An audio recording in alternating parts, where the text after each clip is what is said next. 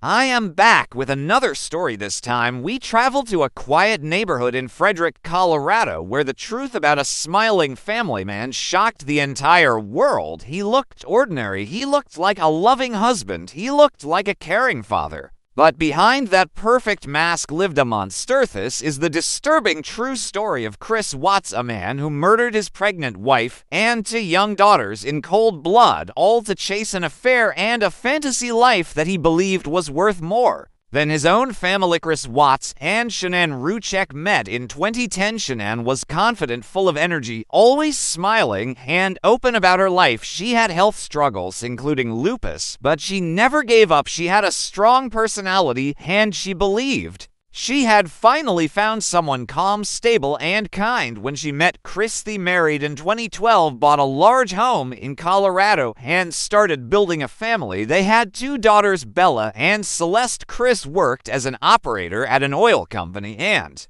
Shanann worked from home selling products for a multi-level marketing company called Thrive. She posted frequently on Facebook, sharing every part of her life, from family trips to dinners to birthdays. Her life looked picture perfect, and she wanted everyone to see it, but appearances are not always reality. Behind the scenes, the couple faced serious financial problems. They had filed for bankruptcy in 2015. They had credit card debt and mortgage issues and were struggling to keep up with their lifestyle. Shanann worked hard to support her family, but she also wanted to maintain an image of success online. By 2018, the cracks in their marriage had become more visible. Shanann was pregnant with their 3rd child, a boy. They planned to name Nick. She was excited, hopeful, and deeply committed to keeping her family strong. But Chris was growing distant, colder, more detached. In June 2018, Shanann took the girls to North Carolina for 5 weeks to visit family. Chris stayed behind. It was during this time that he began a romantic relationship with a co-worker, Nicole Kessinger. She was an attractive fit and unaware of the full truth. Chris told her he was in the process of separating from Shanann and that they were not really together anymore. Nicole would later say she had no idea Chris was still living with his wife and had no clue Shanann was pregnant. Chris was living to lives that once during the day he played house with Nicole. During the night he sent sweet texts to Shanann when she asked if he still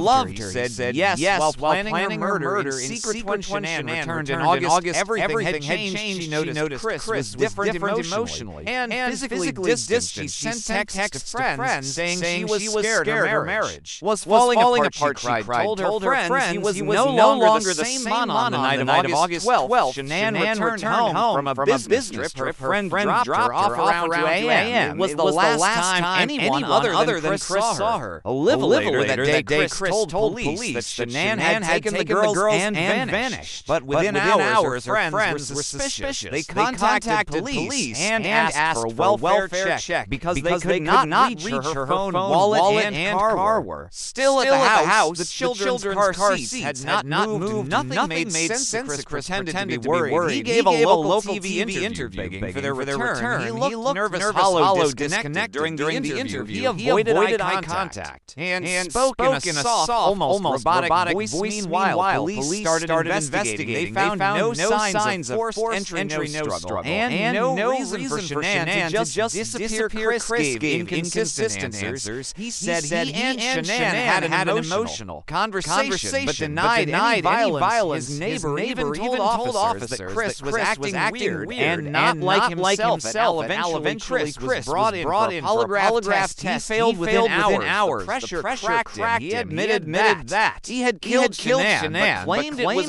only because she had killed the children in a rage. He tried to paint himself as reacting in the moment. Police did not finally confess. He had killed Shanann in their bedroom by strangling her with his bare hands. Then he wrapped her body in a sheet, dragged it down the stairs, and loaded it into the back of his truck. He then put his daughters Bella and Celeste in the back seat alive while their mother's body lay nearby and them 45 minutes to a remote oil when they arrived.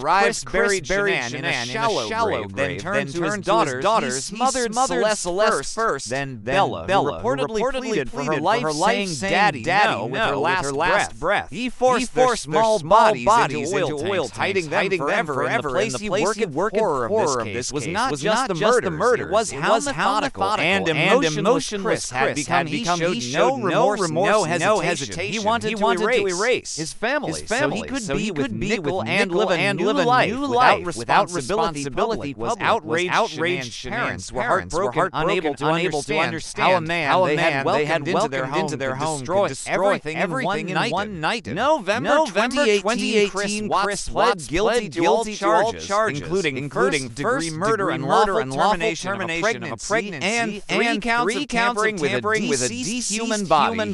He was sentenced to 5 life sentences without the possibility of parole. He is currently serving his sentence in a maximum security prison in Wisconsin. After being moved for safety reasons, Mitchell Kessinger was never charged, but she disappeared from the public eye after the case became international news. She was harassed, threatened, and accused of helping cover up the crime. No evidence supported those claims. She later changed her name and vanished. Netflix released a documentary titled American Murder, The Family Next Door, which used real footage from Shanann's videos, text messages, body cams, and interviews. It showed the story from her perspective, and it shocked viewers with its raw emotional pour. To this day, people still search for clues in the footage, trying to understand how someone could flip from loving father to cold-blooded killer without warning. Chris later gave multiple interviews from prison, claiming he felt darkness inside him, that he was possessed, that he did not know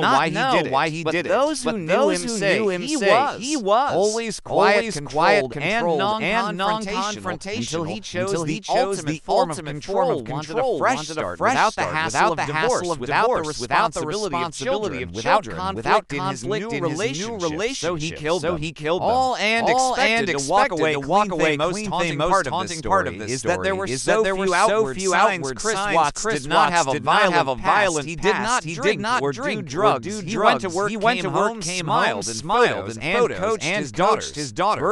Birthday parties that even the people who looked from the outside can be hiding something dark, so twisted, and so dangerous that no one ever sees it coming. Bella Celeste and unborn baby Nick betrayed by the one person who was supposed to protect them, and their story became a symbol for hidden abuse and the dangers of ignoring emotional distance and manipulation. Someone you know ever feels unsafe, unheard, or emotionally controlled, speak up. It could be the most important decision of your life. I will be back with another story.